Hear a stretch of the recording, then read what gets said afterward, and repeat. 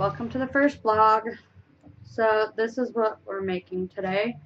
That's the middle of it. You can see that here in a little bit. This is the finished project. So it's kind of like a little bit of an ornament, or you can put it in a bowl with a bunch of different ones that have different colors. All you need is some kind of twine. I've got raffia and hemp for this one, but you could do anything for the most part. If it can get glue in it or on it and it becomes sticky, it'll be fine. So you need those. Usually 2 colors is good. You can do 3, 4, 1, however many you want. And then you need some water, some glue, tape, and a balloon. So what you start out with, and scissors. Start out with is blowing up the balloon just a little bit. Not really big. If you have small ones, you basically want to make it a small ball. Whether you use a big balloon or a small balloon, you just want a small one.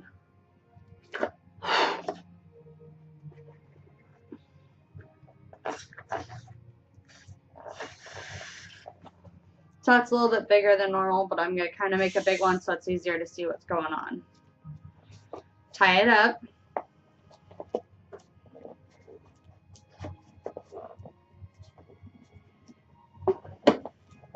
And if you don't like getting your hands sticky, you might want to put on some gloves, some rubber gloves. It'll be a little bit more difficult, but you can still do it.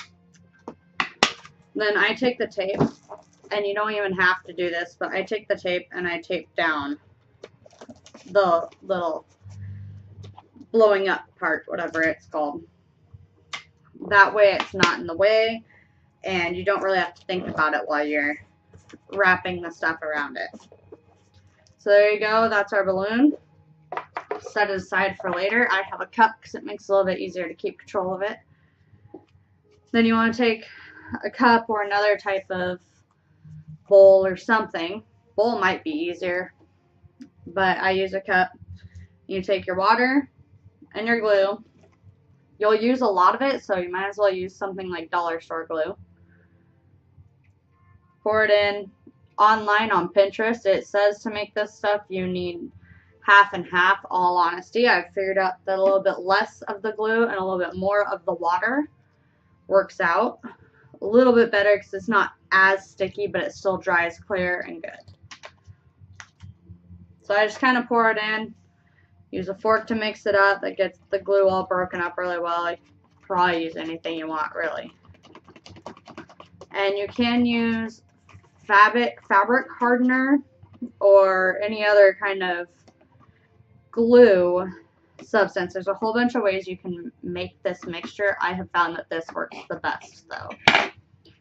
So let's set those aside and out of the way.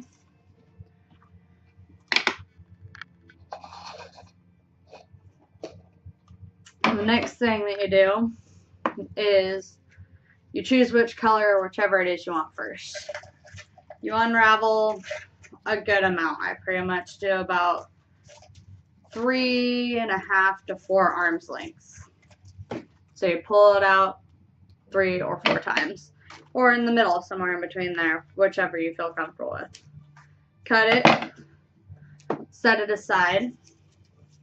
Now what you're going to need to do is get it into your cup of glue and water, or whichever you're using.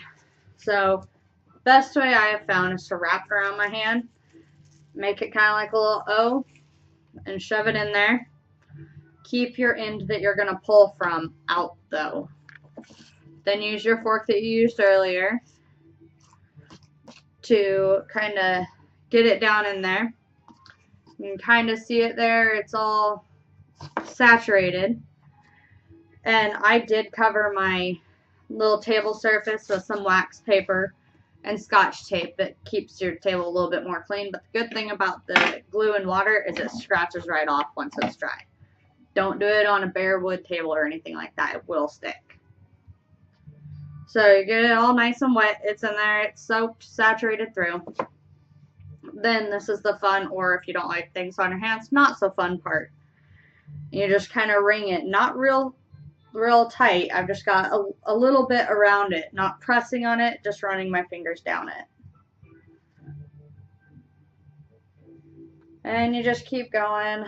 You can set it aside, especially if you have a wax paper.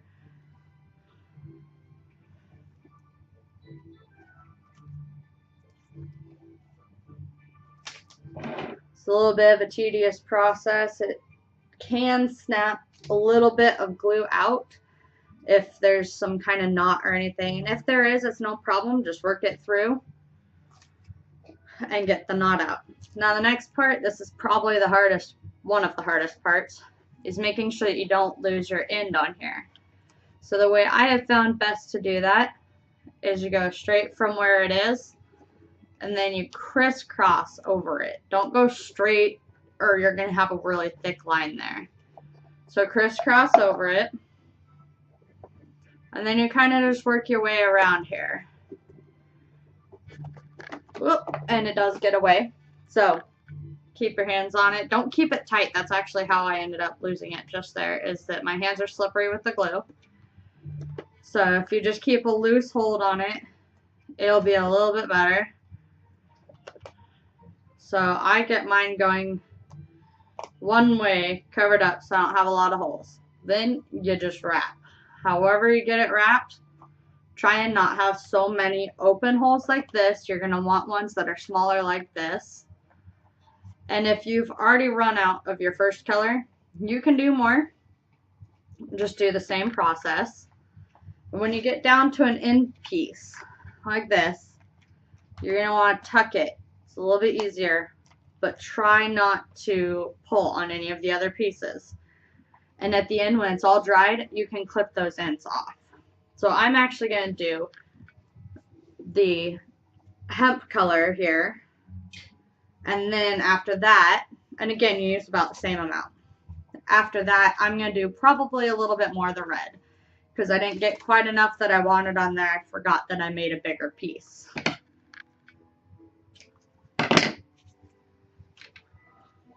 So again, you wrap it around there.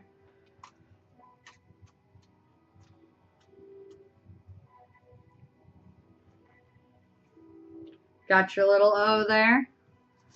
Stick it in. Now hemp is a little bit harder. I suggest twine or something like the raffia. The raffia works really well because it soaks it up and dries quick. It also has a little bit of a softer look to it. However, our house is a little bit more of the rustic look, so I like the hemp a little bit better because it looks more like a rustic look to me anyhow. So then you do the same thing, take your end there, and with the hemp, it really doesn't soak up much. It's kind of more of a coating, and it gets tangled. The hemp gets tangled easier. So you just kind of loosely, don't tug on it because you will snap glue everywhere. And you will also tighten it up a little bit too much and it will be hard to untangle. So untangle it how you normally would. So I'm not doing that great of a job today. And if it gets too bad, start from the other end. Here's my other end here. And you just gotta look at it, see what you're doing, untangle it. And almost untangled. A little bit more here. There we go. Now we're untangled. Now class, do you remember what we did with the first end?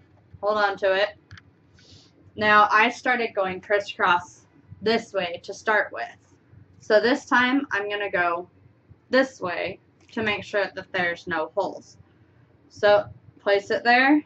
I like, now that there's some established, you can kind of tuck it under there.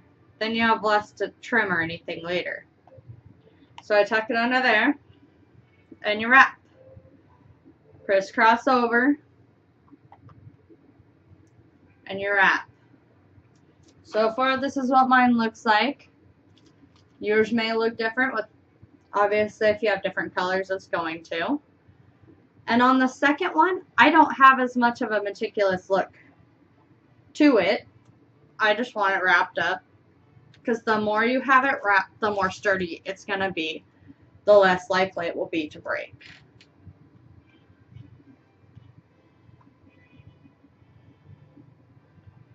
So that one is all wrapped up, and I see that I've missed some here. So I'm going to just kind of tighten it here a little bit, come around across there. You can see I had missed it, and now I'm covering it like that. Tuck that piece in. I'm tucking it under the red, as well as another piece of hemp. Possibly.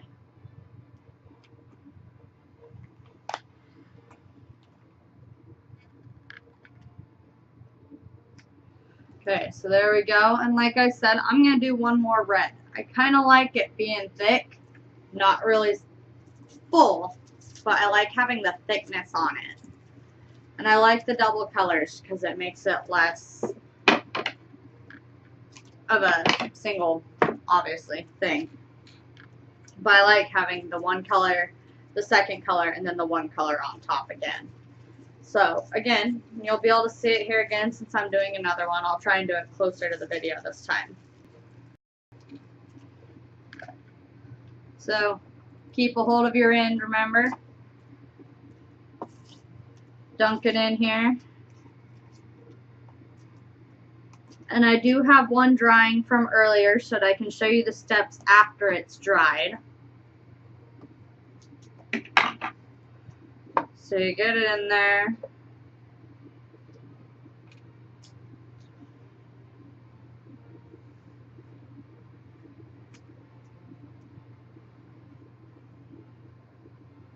Bring it out so you can see that there's a lot more, well, maybe you can't. Let's see here. On this one, there's a lot more glue coming off of it and out of it than with the hemp. It just kind of came off. So you can see that white all coming down.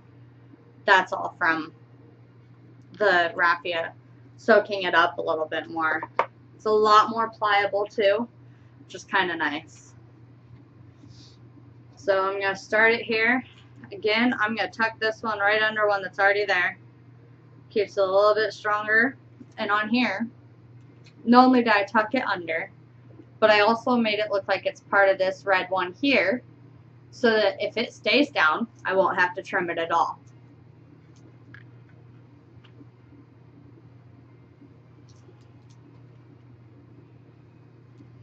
So then, take it and you wrap.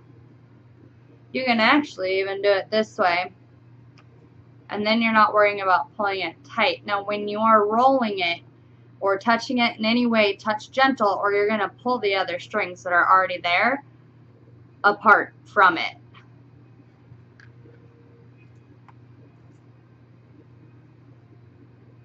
So I don't want to make it have a whole bunch in one spot. Like here, that's not too bad, but I don't want to continue doing that. So I try and just fill the gaps if I see any. Oops.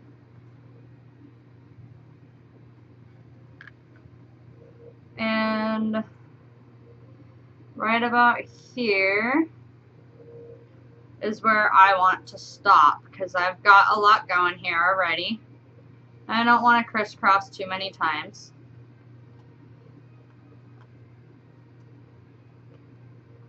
So I am actually going to cut it a little bit sooner than where it is. I don't cut it right where it is. I cut it a little bit further so that I can find a good place to tuck it in. So I'm looking for a place, found a place to tuck it in there. I actually tied it right in there. You can't even tell. I just tucked it.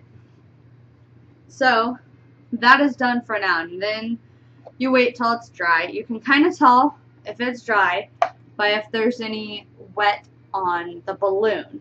It's a little bit easier to tell than if there's anything else. So here is the one that I did earlier. It is not dry, so I don't particularly want to pop the balloon, but I will go ahead and show you how you do it. And you don't actually have to pull the balloon all the way out right away, but I've got it here, so I'm going to take it. And you can use a knife, you can use scissors. I've got an X-Acto knife. And you just deflate it there. And I'm going to let it sit for a while like that because it's not quite dry. But you can see the balloon is deflated and the ball is keeping its shape. So after that, since it's not dry, I won't show you the full thing, but it's pretty simple. This is kind of what it looks like when it's all dry. And then you can hang a string from it and you've got an ornament. Or you can spray it with some lacquer, or just, figure out what you want to do with it. There's lots of things to do. You can decorate your house. If you spray it with an outdoor product like a polyurethane spray, you can then put it outside, and that's what I plan to do with mine. I'm going to end up spraying them and putting them on our outside trees, which is going to be better than a regular Christmas ball that would fall and break in the wind, which we have really bad wind here in Oregon. So that's the finished product. There you go, folks.